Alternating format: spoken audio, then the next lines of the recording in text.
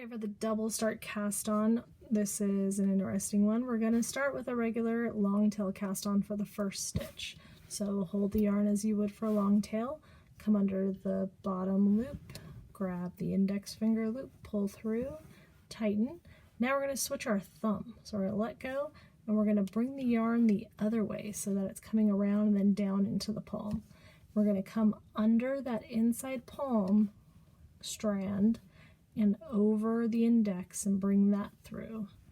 We're going to tighten that and we get this cool little double strand almost, I don't know, little bunny ears almost.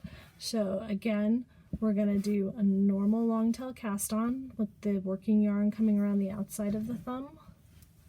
Then we're going to switch our thumb and come up from the middle, bring that index yarn through and tighten. One last time, regular yarn long tail, switch the thumb, come up through the middle, grab the outside or the index and tighten.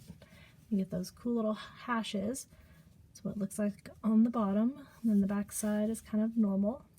So that is the double start cast on super fast stitch refresher. I am Deja with knitandcrochetverafter.com and thank you for watching.